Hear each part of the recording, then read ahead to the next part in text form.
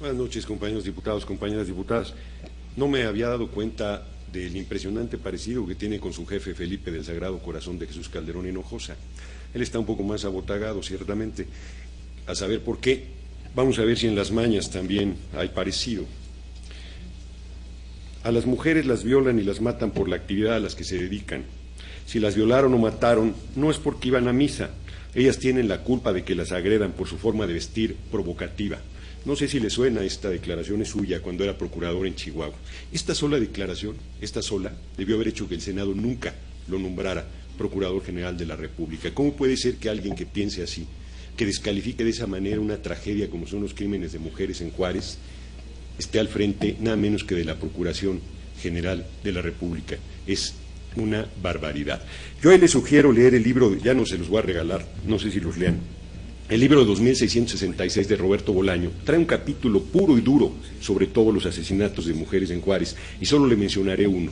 Una niña de 13 y de 9 años, hermanas, las dos, que fueron secuestradas, violadas vaginal y analmente, y la niña de 9 años murió después de 3 infartos. ¿Me va a decir que la forma en que iban vestidas era provocativa y que generaron ese suceso? Está el libro de Huesos en el Desierto, o está el documental de Señorita Extraviada, que son muy fuertes sobre lo que pasó en Juárez. Pero hablemos de las responsabilidades que tiene ahora. Dice que están apegados a la legalidad y al Estado de Derecho. Le pregunto lo que le pregunté al empleado Blake: ¿en qué fundamentan los retenes militares y los retenes policíacos? ¿Cuántos? A ver si ya tengo suerte, se lo he preguntado a una pila de empleados de Calderón. ¿Cuántos civiles han sido asesinados en retenes militares? Por lo menos 50 en Michoacán. ¿Cuántos en el país? ¿Cuántos de estos son menores? Le pregunto cuántos miembros del Ejército, de la Marina, han sido muertos en esta mal llamada guerra contra el narco. Le pregunto cuántos de los civiles fueron efectivamente detectados que estaban vinculados al narco y cuántos no tenían ninguna relación con ello. Le pregunto ¿dónde está la declaración de guerra al narco? ¿Cuándo la entregaron? ¿Cuál es su fundamento? ¿Cuál es el planteamiento que tienen? Le pregunto por qué, si dice que están del lado de la legalidad, violan derechos y garantías constitucionales de manera sistemática. Artículo 16 constitucional, solo ese le recuerdo: nadie puede ser molestado en su persona, domicilio, papeles o posesiones, sino en virtud de mandamiento escrito de la autoridad competente que funde y motive la causa legal del procedimiento. Y ustedes no solo los molestan, los cachean, los revisan, los lesionan en su dignidad, los detienen sin orden judicial, hacen allanamientos sin orden judicial, hacen ejecuciones extrajudiciales, torturan a la gente que es detenida y le sacan confesiones para incriminar a gente. Y por supuesto que ustedes tienen un sesgo político. Le voy a dar un solo caso, a ver de qué les suena. El 25 de octubre de 2006, la Secretaría de Hacienda y Crédito Público denunció por lavado de dinero y vínculos contra el narcotráfico a la familia Patrón Laviada. La Procuraduría General de la República hizo perdidizo el expediente y por este motivo el 1 de septiembre de 2009 volvieron a insistir, a reclamar de que se proceda. Dentro de ellos ustedes tienen un funcionario, a Patricio Patrón Laviada, que está señalado por la Secretaría de Hacienda, no por ningún partido opositor, de vínculos con el narcotráfico y lavado de dinero. ¿Y por qué no genera el desafuero? Porque, por ejemplo, García Luna es tan ignorante que no sabe que tiene fuero, o Molinar Orcasitas tampoco sabe que tiene fuero. ¿Por qué no promueve el desafuero contra estos funcionarios? García Luna es el lampón mayor que existe en el país, está documentadísimo en Reporte Índigo todas las irregularidades e ilegalidades que ha cometido. Yo he sostenido que es un asesino, pero además tiene actos de corrupción muy fuertes. O lo invito a leer el libro de Camisas Azules, Manos Negras, que tiene todos los negocios hechos al cobijo de poder en Pemex de los panistas que actualmente gobiernan este país. ¿Por qué no ha procedido contra ellos? ¿O por qué no ha procedido contra el propio Molinar Orcasitas, que viene aquí a dar clases de educación y tiene en su conciencia la muerte de 49 niños que murieron quemados vivos? ¿Qué caradura se necesita para hacer una cosa de esa naturaleza? Y puedo plantearle muchas cosas más. Metió una controversia contra las bodas gay, contra el aborto. Sus creencias personales no tienen por qué afectar la posición de derechos. Usted como abogado sabe que si su posición moral le hace que no quiera ejercer ese derecho, es su decisión y su voluntad de hacerla, pero por ejemplo el asunto de las muertes de mujeres por abortos mal practicados es un problema de salud pública y a eso atiende esa legislación, a ninguna otra cosa. Como el tiempo se está acabando, es poco, dejo esas preguntas, no quiero irme sin preguntarle, seré curioso, ¿y dónde está Diego Fernández de Ceballos? Más de 4 meses desaparecido, ¿podría explicarnos qué ha pasado con él? Gracias, diputado.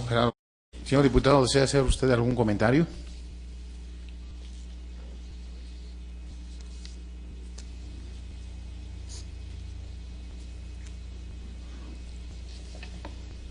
Mire, usted es abogado, yo no, lo voy a ilustrar. Primero, los retenes militares, artículo 29, no han pedido suspensión de derechos y garantías constitucionales. Artículo 129 constitucional, en tiempos de paz el ejército debe estar en los cuarteles. Lo violan de manera sistemática. No hay ninguna legislación que pueda pasar por encima de eso. Y ustedes violan sistemática y permanentemente los derechos y garantías constitucionales. Pero le voy a decir más.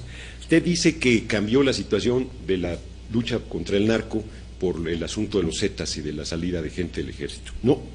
Es el cártel de Los Pinos el que generó este problema, porque se robaron la presidencia de la República y para legitimarse se metieron en todo el asunto de la mal llamada guerra contra el narco. Ya han bañado de sangre al país. Fíjese, ustedes hablan de que héroes y que reconocen al ejército, no pueden ni siquiera dar el número de soldados que han muerto, de marinos que han muerto, porque no les importa la vida de la gente, no saben el número de civiles. Se los he preguntado a todos los que han desfilado por aquí, les he dicho cuántos niños han sido asesinados en esos retenes militares, y les tiene sin cuidado el dolor y el sufrimiento de la gente, y cuánta muerte hay ahí, 28,000, de esos cuántos eran inocentes, cuántos no estaban vinculados al narco, se lo pregunté, no contesta nada, se me sale por peteneras, y esas declaraciones de que le dije de las mujeres en Juárez están documentadas en muchísimos medios de comunicación, se las voy a hacer llegar para que le refresque la memoria. Entonces, y lo de patrón Laviada, qué desfachatez de respuesta. Le estoy diciendo que esto está ahí con ustedes desde el 25 de octubre de 2006. Si desplegaran una 10ª parte del encono que tienen contra los funcionarios públicos de Michoacán, ya lo habrían metido a la cárcel a patrón Laviada y a su familia por vínculos. Lo dice la Secretaría de Hacienda, no lo digo yo. Y si no tiene el oficio, se lo doy. La acusación, y luego el 1 de septiembre de 2009 les volvieron a decir, oigan, no están haciendo nada contra la familia patrón Laviada, y no la tocan en lo absoluto. Le doy una recomendación, meta a la cárcel a García Luna antes de que promueva su destitución. Es uno de los delincuentes más peligrosos que hay en el país, pero por lo menos las causas de corrupción los tienen a la vista. Tiene una casa de 20 millones que dice que ha ahorrado mucho, por más que ahorre no le da. Aunque haya ahorrado todo su sueldo, no tiene posibilidad de comprar un patrimonio de ese tipo, sin el rancho de 15 millones, sin la casa de 7,5 millones, sin contar muchas otras de las propiedades que tiene. Están robándose el dinero a manos llenas, le estoy diciendo de los negocios hechos al cobijo del poder en Petróleos Mexicanos que lo han saqueado de manera criminal. ¿Cómo pueden venir tan tranquilos a dar la cara y decir que están en un Estado de Derecho cuando han roto todo el marco constitucional, donde pasan por encima sistemáticamente derechos y garantías constitucionales, donde matan a ciudadanos porque no se paran en un retén militar, o les acusan los muchachos del TEC de Monterrey, por poner un ejemplo, que los querían hacer pasar por narcotraficantes y les pusieron armas y a la mera hora tuvieron que reconocer que no era así. Los 15 jóvenes de Salvarcar, que sigue ese asunto impune, pero aquí recibimos un grupo de madres de Ciudad Juárez que venían a decir, me acuerdo muy bien de una, lamentablemente olvido el apellido, que dijo, mi hijo de 29 y de 27 años, mis 2 únicos hijos, se los llevó el ejército. Sé quién se los llevó, a dónde se los llevó, en que es una militar, hace 1 año 3 meses, devuélvanme los cadáveres, los quiero enterrar. ¿Cómo pueden ser sordos a reclamos de esa naturaleza? ¿Cómo pueden responder que le van a dar dinero a la gente cuando está pidiendo justicia? Cuando lo único que pide es que acabe la impunidad, que acabe la corrupción, que acabe el cinismo que los caracteriza al gobierno que ustedes encabezan. ¿Cómo pueden seguir cobrando sus sueldos cuando han bañado en sangre al país y lo tienen en un deterioro terrible? Ustedes han desviado la atención de los graves problemas económicos, políticos y sociales con este brete de la guerra contra el narco, para que no se hable del desempleo brutal, para que no se hable del desmantelamiento de la planta productiva del campo y la ciudad, para que no se hable de que hay 7,5 millones de jóvenes sin acceso a la universidad, para que no se hable de los más de 40 millones de personas en extrema pobreza que reciben $1 al día, aunque el secretario de Hacienda del gobierno usurpador diga que son solo 6 millones. Es terrible el daño que han hecho al país. ¿Qué esperan para renunciar? ¿Qué necesitan para irse de ese gobierno que no se los confió la ciudadanía, pero que además estando en ello han demostrado una inoperancia, una incompetencia y una incapacidad verdaderamente vergonzosa? ¿De qué están hechos? ¿Qué tipo de mexicanos son? ¿Les corre sangre en las venas? Francamente no lo creo. No veo cómo puedan dormir tranquilos con este desastre de país que han generado. Y ahora Calderón ya anuncia lo que va a hacer otra vez contra Andrés Manuel, otra vez a sembrar el odio, otra vez a sembrar la polarización, otra vez a la campaña sucia. ¿No se llenan? ¿Cómo pueden hacer que empaten sus creencias cristianas y católicas con este tipo de comportamiento absolutamente miserable, absolutamente canalla? Es increíble lo que están haciendo y no vamos a descansar, no solo hasta que se vayan, sino hasta que muchos de ustedes vayan a la cárcel por las enormes responsabilidades de crímenes que tienen en contra del pueblo de México. Muchas gracias, compañeros diputados, compañeras diputadas. Gracias, diputado.